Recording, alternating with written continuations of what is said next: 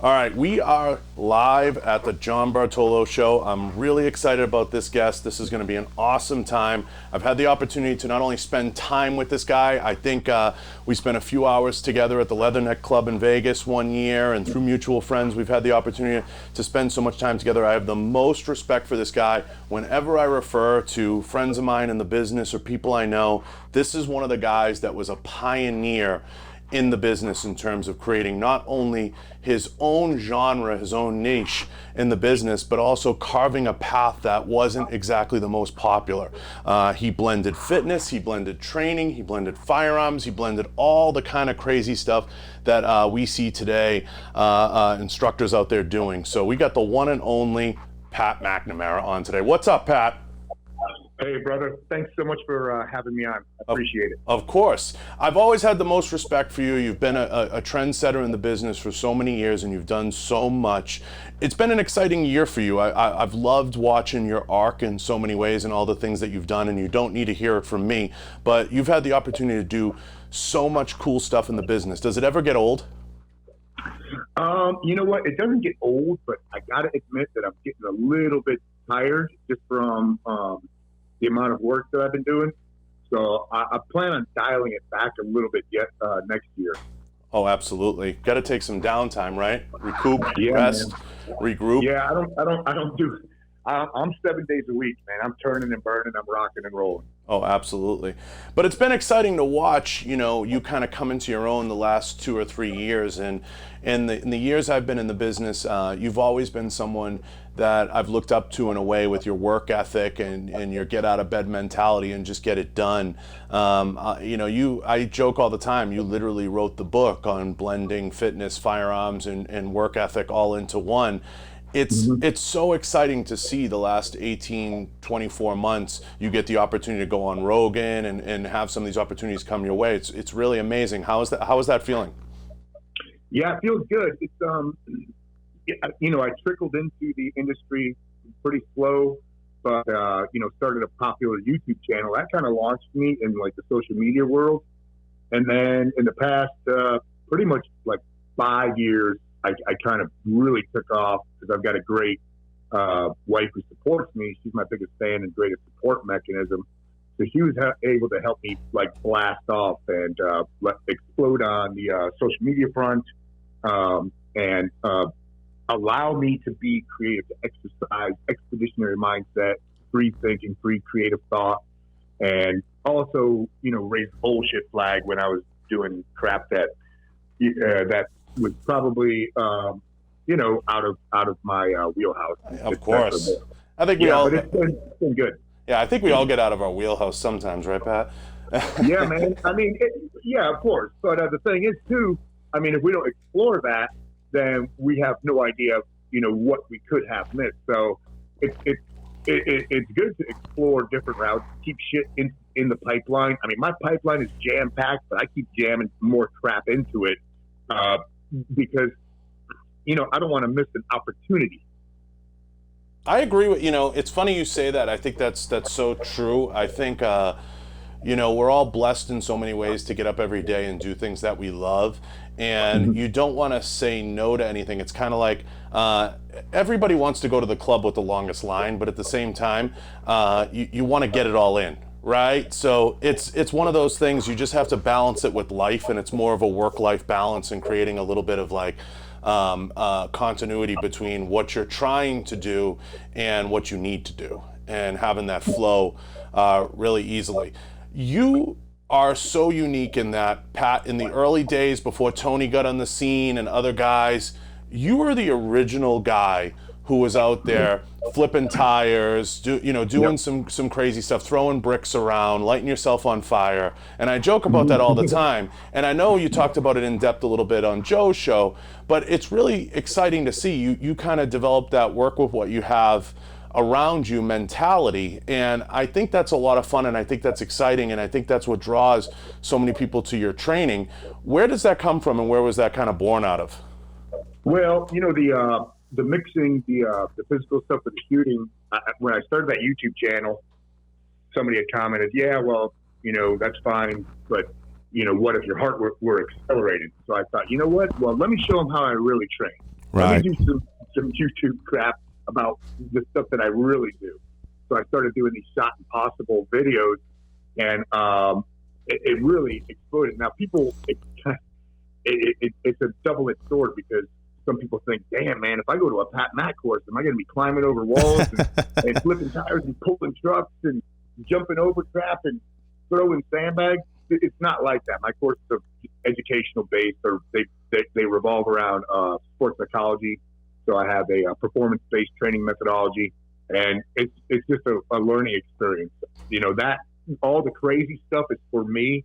I throw in kinetics and physical stuff into my training, but it's not ludicrous. It's something that anybody can do. But I like to say that, yeah, I made the physical combo shooting stuff cool on YouTube, and then more people started doing it, which was, you know, a nice compliment, because that imitation is the greatest form of flattery. And I've even had people copy, borderline plagiarize my stuff and put it into magazines, which I don't mind that much. I mean, I call them out, but I don't really care. I think the biggest thing, Pat, is the credit. And Tony said this in a lot of people. It's just giving credit and giving respect back to those that came before you. I think that's the big thing with you guys that I've seen. Like, you want to use a drill, use it, but give the respect back to the guy you saw do it first, or that inspired that. Am I correct in saying that? Yeah, man. During my courses, and since you brought Tony, I quote Tony Blauer in every single one of my courses. Yeah. He's a great ism master. He's awesome. I don't pretend that, like, the sayings are mine. Like, if you can't think to do it in training, what makes you think you can think to do it in combat? You know, that's one of his. And I love that stuff. And I always quote him. I quote guys like Rob Latham. And, you know, I give all these guys credit because, dude, man, I mean, you know, I learned a lot from them. And it's the human thing to do. It's the right thing to do. And I wanted to ask you, you know, without getting too into the sauce, but, you know, I ask every instructor this because I have the most respect for you guys, because I've traveled around, I've seen how you guys live, I've set the targets up, I've done it with the guys, whether it's Dom or Tony, any of the guys. What is it about with the internet coming in, instructors and kind of what they're putting out there and some of the training scars that bothers you the most? Just off the top of your head. You don't have to name anyone. Just kind of what gets in your... No. I won't name anybody, because I really don't know where a lot of this stuff originated. So, and then the thing is, it may make sense to the guy who, you know, founded this TTP, this tactic, technique, procedure. Mm-hmm. And I don't mind. I tell guys, hey, man, if it makes sense to you, go ahead and do it. But let's challenge it right now, like the range theatrics thing. Mm-hmm. You know, there's a lot of that stuff out there. I call them.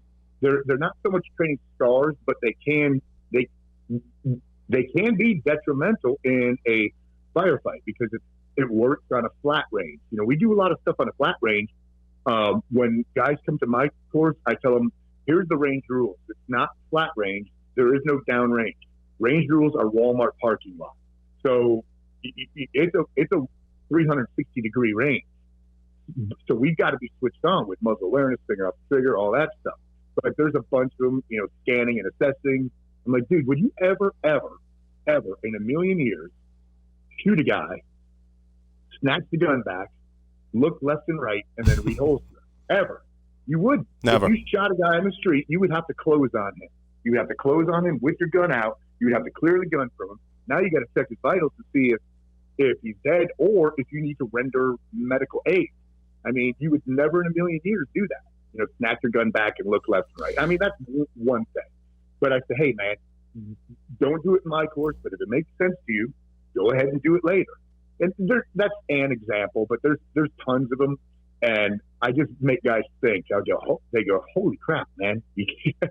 Yeah, I mean, I have to confess, Pat, about 10 years ago, probably, I ate shit when I was in the academy training, because I would tell the instructors that. And that's a credit to you. I would be like, well, what the fuck is this? Right. You know, we're following the target to the ground, or yeah.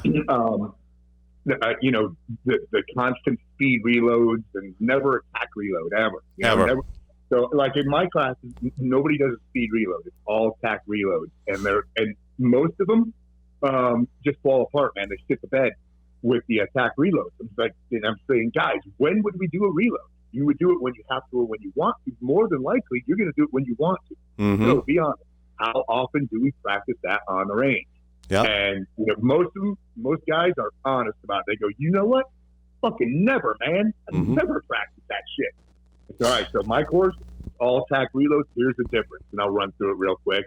And so there's a whole bunch of them that the range theatrics and range isms and training scars that I see, and I don't spend a lot of time because even putting a gun into action. I said, how do we do that? And they'll tell me their ways. I said, guys, I don't care. Just put it into action. But don't let somebody tell you that there's a specific way to, run your slide forward or to do a mag change. Just do it. Just put it into action efficiently. Do you think there's a lot of guys out there, like we talked about, just the training scars, just putting material out there, really not understanding how it gets applied or how it gets used in real life? Yeah, I think so. And some of it's, institutional inbreeding. So he heard it from somebody who heard it from somebody who heard it from somebody. And then you start getting in that institutional inbreeding mindset where, well, this is the way we've always done it. So why it's worth then. Yeah, but does it make sense? And then the other thing is some guys want to put a name to a certain gimmick, gizmo, gadget. They want to put a name to it, so now they have ownership because they developed this thing, the way to hold the gun or a way to run with the gun or stuff like that. I mean, guys love my stuff when I say, guys, how do we run with a gun? And they'll tell me all this stuff, different techniques. I say, hey, here's my answer. Run with a freaking gun the same way you run without a gun. It's simple as that. I mean, you don't have to attach any gimmick or gizmo to it. Right. Do you feel that that's the case in the firearms industry? There's a gadget and gizmo for everything, and it's gotten a little crazy. Yeah, and I am very meat and potatoes when it comes to that kind of stuff. There's a lot of solutions to problems that don't exist. There's a ton of those, and every once in a while I'll see something and I'll go, damn, man, that's a cool idea. Why did it take so long for somebody to come up with this 2-inch piece of nylon with a Velcro piece on one side and a magnet, because this makes sense, where all the other crap that's out there is just the same old shit or the same old technique or the same old practice. So every once in a while something will surprise me, but there's a ton of it. I mean, I show to the range with a pistol on my side, a rifle around my neck, magazine in my pocket, that kind of thing. And, I have all these pseudo-tactical guys will show up kitted up from head to toe, with multicam, fast tech snaps, buttons. Oh, yeah. Pockets. And they're looking at me like, dude, man, aren't you a commando? Shouldn't you be Oh, yeah. Well, I'm a civilian now, bro. This is how I run. I have a rifle in my car. I have a pistol on me. And this is what I use. So I don't need all the other stuff. I'm going to operate just fine. Trust me. Yeah, I've been to so many of Tony's classes. I look at guys and I'm like, by the end of the day, you're going to have half of that shit on. I promise you. So save yourself the aggravation. Yeah, they're going to leave a yard sale behind them. Oh, yeah. But, one last thing about instructing, and then I want to change gears. But in the instructing game, why do you think it is there's so much animosity between some instructors and people can't just all live and get along and smile? Is it because it's such a dick measuring contest in the business, or what is it? Yeah, I think that's what it is. I think it's ego driven thing and dick measuring contest. I'm very careful. I am cordial with everybody. Yeah, you are. I'm very careful about it. I don't poo-poo anybody. And I mean, I've been, sitting at home and guys will text me and say, hey, I'm taking a class from so-and-so and he's poo-pooing you right now, during the class. Yeah. And I'm like, whatever. It's kind of a compliment. I mean, if I'm getting poo-pooed, it probably means because I'm on the top of the heap. So I could really give a shit, man. I know where I stand. I know the product that I have. I know I'm putting out good material. So there's a lot of it, and some of it's dick measuring, some of it's animosity, some of it's this is an oxymoron, but professional jealousy. Yeah, no, absolutely. And I've done a better job over the years, and I think you do this too, because I've never heard a soul say a bad thing about you. I think people pick, but I've never heard anyone, no one's ever said a bad thing about you to me anyway. But I think professional jealousy is a great point, and I think a lot of guys, you know, in all seriousness, want to get in the firearms business, and they do it through the instructing path. And I think they think the path to set them free is through maybe it's putting another guy down or bashing a drill he runs. When I never understood that approach, because instructing is essentially a very regional game. Unless you're on the level somebody like you, Dom, or Tony, or certain guys are, most guys stick to their region, which I'm like, they're not pissing in your pool. What the fuck? What do you care? You know? Right. Yeah. Not only that, but I mean, I travel different state every week for the past 6 years. It's been like that. Different state every week, all over the country. And, you know, guys will sometimes bring a technique to the range, and I'll say, hey, where'd you learn that? And they'll say, such and such. If I don't disagree with it, I'm going to say, right on, hey, if it makes sense to you, rock on, bro. But just consider this also. Right. You know, I'm not gonna poo-poo it, because that's slippery slope shit too. That guy who's doing that may be best friends with this instructor, and he may, you know, be a heavy hitter in the industry. I mean, you know, why shit in your own backyard like that? It just doesn't make sense. So I'm real careful, because there's a bunch of stuff I see that I say, dude, that does not make sense at all. But I'm gonna be real careful not to poo-poo it, or how and with whom it originates. Are there absolutes in training, or is it just is it what works for you? Is it a combination of things? There are only a couple absolutes in training, and you know, bare bones fundamentals is an absolute in training. Working on the fundamentals, you know, mastering the fundamentals of like marksmanship and fighting and stuff like that. The absolute bare bones base, and for a lot of guys, that's boring. You know, it's mundane. You know, when they come to my class, I think they're expecting mag dumps and running around and going crazy. We fire, I mean, a 2-day course. If it's a pistol course, it's 1,000 rounds, probably no more. But we're working for every round. And with a rifle course, we start with BRM, basic rifle marksmanship, man, flat on your belly, working BRM. And that's a half of a day. We're working just BRM. And a lot of guys don't do that, man, because guys are very good at practicing what they are good at. And we need that BRM is the foundation on which everything steps. And we need to have an acute understanding of those fundamentals. Yeah, I love that. I agree. What's, you know, I got to ask you this. What are some guys you look at their work and you love what they do? Now, you brought up Tony Blauer. Who are a couple other guys you look at and you say, geez, you know, I really like what they're doing. I like their style, whether it's an instructor or just someone in the business? Yeah, there's several of them, and some of how I weigh that too is I listen to guys like during lunch breaks and stuff, because they'll talk about other instructors. You know what I mean? Mm-hmm. And sometimes I'll hear stories about guys that I thought were squared away, and the stories are they're horror stories, you know. But my buddy Mike Pannone, you know, I've never heard a bad thing about him during any of his courses, and I heard that's a course I want to go to, is his course, his concealed carry, because it just sounds like freaking work, and repetition, and and practical. You know, and I know he's got a great gift of oratory too, and that he can actually teach. Another one, even though we differ a lot in a lot of stuff, I'd love to go to and I'm hoping to go to classes someday. Like, that's a whole nother topic. Absolutely. Just be a nug, you know? Yeah. But Kyle DeFore, like on either scope carbine or his concealed carry class. Maybe Proctor, because of the practical shooting aspect, and he could just blaze. You know, he's just an absolute blazer, and he's got some good just drills and movement techniques. You know, any day of the week, Blauer again. Let me think who else. my buddy Rick Hogg from Warhawk Tactical. He just started in the industry, but I like he's come to a couple of courses of mine to help out. And I like his delivery, his verbiage delivery. Right. He knows this is important to know as an instructor.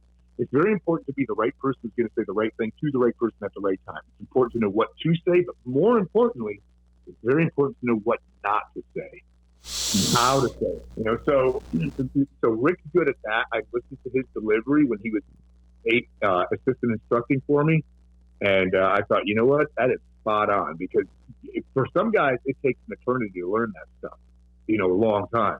I mean, for me, it was an evolutionary process. I've been in the training game for a long freaking time, and I've learned a lot doing it. So there's a couple guys. I know there's more. But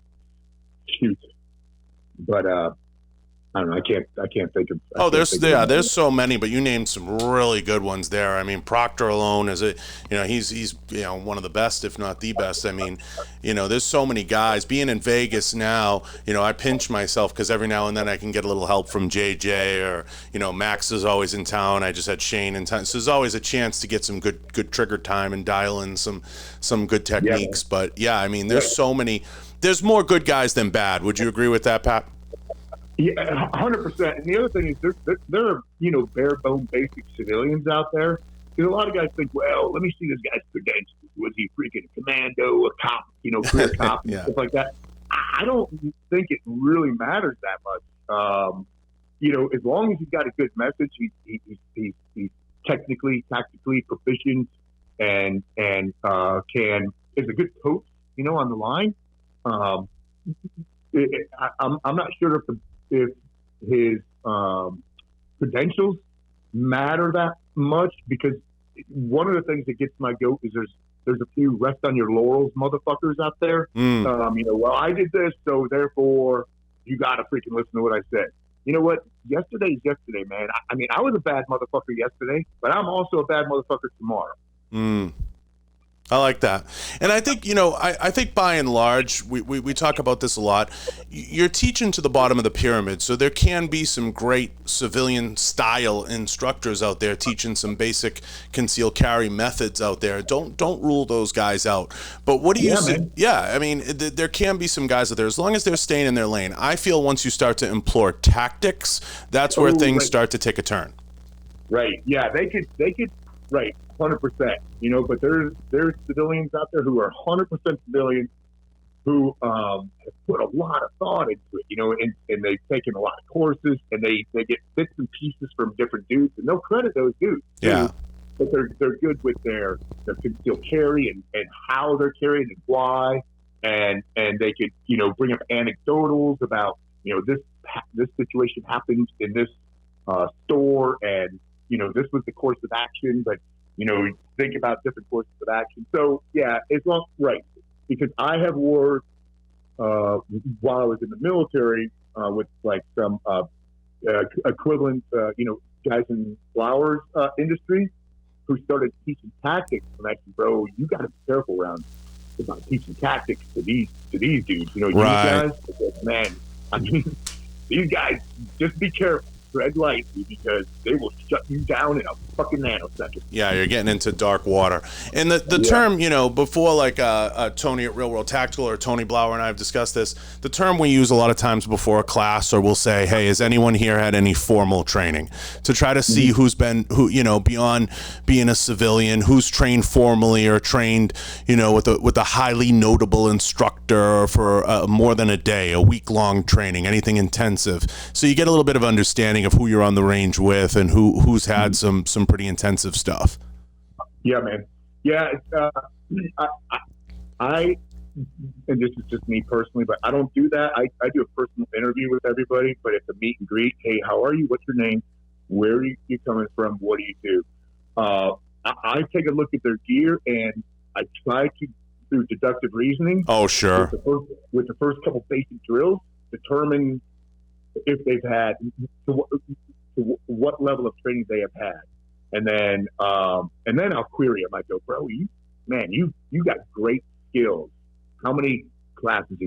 Now I'm curious. I want to, your gun handling is freaking awesome. If you're taking classes before, with who, and yeah, good shit. Or I might see something ate up and go, hey, bro, you taking classes before? Where'd you fucking that stuff? Oh yeah, and you know, Pat, it's funny you say that because after all the years, I think it's about 10 years now of me, whether it's training at SIG, training with Tony, training all over the place, I was on a range, and I'll cite it all, and people can question it. I was on a range in Boston at one point with the Paragon training guys, and Steph, who was sponsored by Inforce, was there running the training. He's a former Boston SWAT guy and Rhode Island cop, and the captain from A1 was there, and there was a guy on the line shooting, and I remember pulling him off. He was a young kid, just started with Boston PD. I said, where did you learn to shoot? And he said, what do you mean? You know, I went to the academy. I said, you didn't learn to shoot like that at the academy. You can tell pretty much right away if you've been around ranges for a long time who's squared away and who's dialed in and who isn't. So it's pretty simple. Yeah, I could tell that in the very first drill, or with the groups on paper, you know, that kind of thing. Absolutely. And sometimes, you know, there'll be groups on paper that aren't great, but the guy has great feet under his body. He's got good gun handling skills, very safe.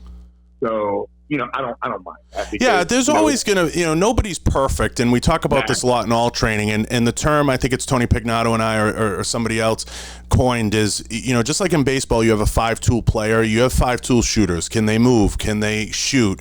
Can they get trigger control? There's multiple tools that go into it. And some guys sometimes just, they're not the best at grouping consistently, but they have a lot of the other tools. Yeah, man. 100%. Absolutely. Now, I want to change gears. It's been an exciting year for you because we could spend all day talking about training, you and I. But you've had an exciting year. You've had an awesome year. You got a chance to do Joe Rogan. Yeah, man. So that was last March, but about a year before that, he pinged me. He said, hey, I love your content. I was like, damn, bro, Joe Rogan's following me. You know, it's pretty cool. Absolutely. But he loves my workout content because all my workout stuff is very fight-centric, and it's extremely unorthodox because I don't want to fall into the rut of complacent adaptation. Plus, I have to think stronger, longer, self-preservation, longevity.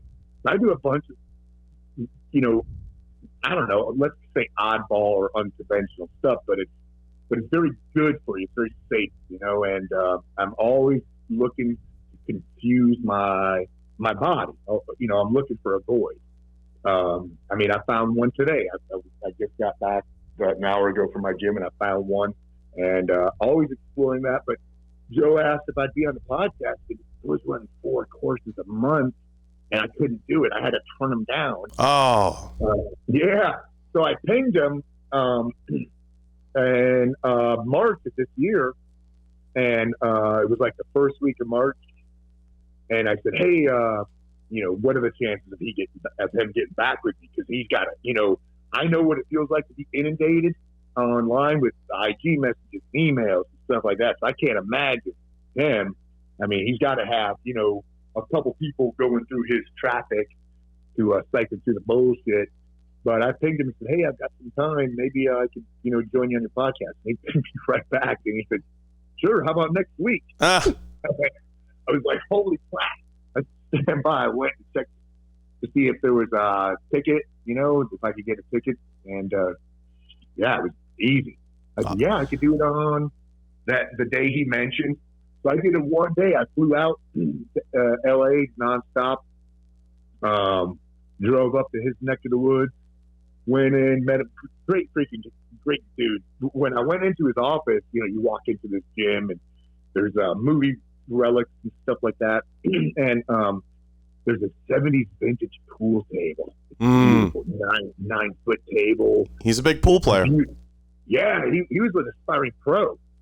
So I'm checking out this pool table going, damn, man. And all the cues on the wall. They're, you know, these are good cues. Because I shoot pool. My wife and I shoot. We go to pool halls and we're decent. So Joe comes out and it's like, you know, because of the world of social media, when you're with somebody for a while, you feel like you've known them forever, which I love. And so, you know, we hug and, hey, how you doing? Good to see you. And Joe says, do you play? I go, yeah. He says, you want to shoot a game? I said, hell yeah. Yeah. And So I mean, he kicked my ass, but I made a couple shots, so he was able to see that I can at least play. You know what I mean? Yeah, he's out of the closet about it now, but he's a great pool player. I mean, that was kind of like one of his kept secrets. He's a fabulous pool player. Probably one of his best side things. I mean, I train under 10th Planet with him, so I know what kind of jiu-jitsu guy he is, and he's a super great pool player. Yeah, really good. Just very precise, absolute fundamental pool shooter. Knows all the math, because he did a couple bank shots, like behind the ball bumper runs and some long green shots. And I went, damn, and just barely tapping it, letting the table work. I was like, holy crap, this is what a pro looks like right here. He's dialed in. So that's exciting. That's super exciting. And he moves the needle, man. It's got to be a lot of fun for sure. Yeah, because he's a great, host. And the cool thing about Joe is he knows something about everything. Yeah, I mean, he really does. This guy's got a wealth of knowledge. So it was a fun format. He allowed me to be me, and the cool thing was too, it wasn't all the standard. Oh, tell me about your military career and blah blah blah. I mean that's that's just cool, but I don't know. I almost get tired of freaking talking about it. I have a running joke, Pat. It's funny you say that, because I have a running joke with each some of the guys I have on. Like I had Ray Cashcare, I've had Andy Stump, I've had all these different SEAL types. Sean Matson, who owns Strike Force, and we say the same thing. I go, we're not going to talk about buds. So, and they laugh. They say, okay. I said, yeah, there's going to be none of that. That's not really my shtick. So, it's not my area. I don't really get into, and they always joke. I think Ray brought it up last time, because I've had Ray on a couple times. He goes, you want to hear about buds? Buds is hard. We're going to leave it at that. Training's hard. So, leave it there. But I want to kind of, wrap on one more point too. One of the best things you're doing, what I love about your content, one of the best pieces you're putting out there, Joe didn't get too heavy into, I want to get into with you. I love the Sentinel sermons. All right. Yeah, cool. So what's the genesis of that, and tell me about those? So a lot of people don't know, because like when I get new followers, they go, what the hell is that? What is this? What is this PSA? It's like, bro, for a while I was doing them every Sunday with fresh content. I did, I think, 35 of them. And and that was every Sunday for 35 weeks. And they're just 30-second PSAs, and they're snippets from my book. I wrote a book, Sentinel, How to Be the Agent in Charge of Your Own Executive Protection Details. So you take what executive protection does, and you whittle it down to a micro level. So what mom and pop can do every day to just enhance their survivability. It was my co-host, or the host of my podcast, University of Badassery, CJ, said, bro, because I was doing, a couple of years ago, I was doing Sunday metal sermons and putting snips of heavy metal up there. But they didn't get any traction. And CJ was saying, bro, that the Sentinel thing is that's your wheelhouse, man. You need to talk more about that on the interweb. Yeah. So I thought about it, and I went, dude. And I just had instant epiphany when he said that. I said, man, I could put out Sunday Sentinel sermons and just put out these snippets and make them, fun, educational, but light and funny at the same time. And I make sure they were all right around 30 seconds too. So, if people don't want to fact on my channel, what I did is I lumped them together too and put them on my YouTube channel. So there's like 5 segments per episode of the Sunday Sentinel sermons, and they talk about, the condition of your vehicle, situational awareness, Cooper's color code, day-to-day operations around the house, home security, training the right way, fight training, driving, all that stuff. And, man, those got massive traction. I mean, those really freaking exploded. So, yeah, I love doing them. And somebody just gave me an idea, and I got to access the data bank for next week. Yeah, they're phenomenal, and I think you can stem into so many areas with those, and they're exciting. You could talk about even cyber awareness. There's so many different things that you could stem into, and I tell people all the time, like, because people ask, what's Pat like, and I say, I've had a couple of long conversations with him, but I said, if you watch his Sentinel sermons, you get the closest glimpse into Pat and how he really is. And I said, he's a phenomenal, he studies everything and he pays attention. And when you're with him, you don't feel like he's looking for the next guy to talk to.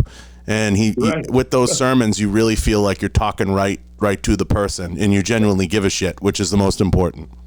Well, and that's just it, too. I mean, I give a shit. I think that most people are good. We tend to think that, oh my God, we live in a freaking horrible world. Blah, blah, blah. It's so unsafe. I mean, it's safer now than it was freaking 40, 50 years ago. But it's become unsafer because we are so switched off. So the human itself has devolved because of technology, and they live in a 45-degree syndrome, and so we have devolved. We kind of relinquished our natural defense mechanisms and intuition and all that stuff. So I would rather have assets out there than liabilities. I want people to be people instead of that lazy, gelatinous, complacent button pushers. Right. 45-degree syndrome. Right. No, I absolutely agree. But I love seeing the sermons. So keep doing those. I think everybody loves them. I think they're phenomenal, and I think finding a way to continue to get those out there. I'd love to even see them on your podcast. I think that's something you and TJ should explore, of weaving those in as mini episodes, almost like commercials in between each episode. Now we did that when the podcast was under the moniker of Metal Motivation, right? Or the Excellence in Metal podcast. We were doing every episode a Sentinel segment, and PJ would say, "Mac, what's the Sentinel segment on today?" I said, "Oh, let's talk about disaster preparation or whatever, stuff like that. People don't wait until something bad happens. Be prepared prior to it, and not go into detail on just the little things that we can do prior to that." Yeah, I just love it. I think it's a great segment. So it's awesome to have you on, man. I can't thank you enough for carving out the time to come on the show. And I know you head to SHOT Show coming up in a few weeks. I was talking about this with a few instructors, and it's always great to get your input on this. I feel over the last couple of years, we've seen not a huge leap in innovation in firearms and what you'll carry or what you'll use, but more so in soft goods and in bags and in that low vis category, especially soft goods. Where do you feel the innovation's coming from the last couple of years, and what are you hoping to get out of SHOT Show? Well, I am not going to SHOT Show. Major announcement. Yeah. You know what I'm going to do instead? I'm going to go on vacation. I'm freaking worn out, man. I'm tired and I need a break. So I'm going to go on vacation, take pictures, post them, and hashtag it SHOT Show 2020. There you go. It's not gonna be the same not seeing you hanging out in the what is that chicken shack there? Oh right, yeah. Because I would always go to SHOT Show, but I'd never go in. That was the inside joke with you every year. Yeah, but the thing is, I got better traction with my fan base because I was able to see people who wanted to see me, take their hand, meet and greet, take a photo, and they could just filter through without because I was on the periphery. I was right on the kind of the entrance, right, hanging out at that Yardbird restaurant, and it worked out so freaking well that I did it 5 years in a row. First year, yeah. It's so funny, Pat, because I remember leaving the show. I think it was like one of the last days of Thursday, probably a Thursday, because he always left on a Thursday. And I remember walking with Branch, and I said, "Who haven't you met that you'd want to meet?" He goes, "Geez, I'd really, Branch Warren." He said, "I'd really would have loved to run into Pat McNamara." And I said, "Oh shit!" I said, "We're walking out." I said, "Pat never goes in the show." I said, "He'll be over here." And we came over and said hi. At the Yardbird, restaurant. I remember saying that to him, and he goes, "You're kidding me." I said, "Pat never goes in." Yeah.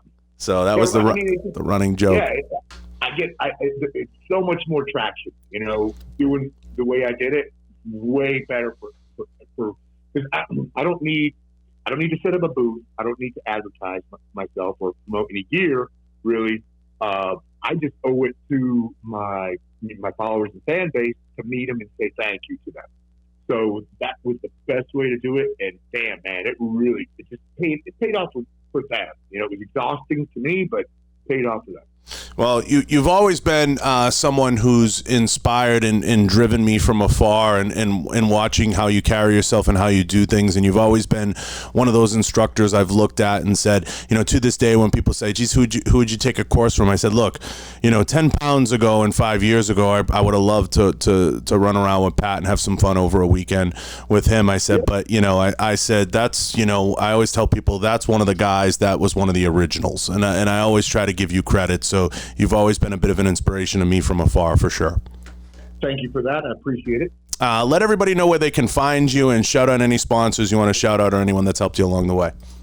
Well, I'm at tmaxinc.com. That's TMACSINC.com. So most all my course schedule and all my booty is on that or off that. And then I'm on IG. I'm at TMaxInc. My YouTube channel is Pat Mac. YouTube channel. It's really fun. There's a ton of content on there. I give away a ton of free content on all of my channels. My podcast is University of Badassery, and with CJ Ortiz, the Metal Motivator, and I also have another business which is Combat Strength Training. So that's combatstrengthtraining.com. There's an online course and an ebook and stuff like that.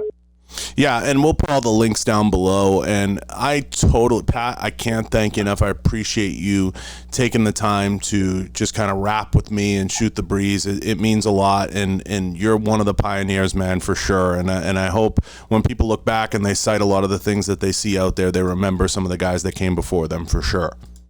Right on, brother. I sure do appreciate the opportunity, and you're a great, gracious host. And if you ever make it to Vegas, you got to promise me you'll do this in studio.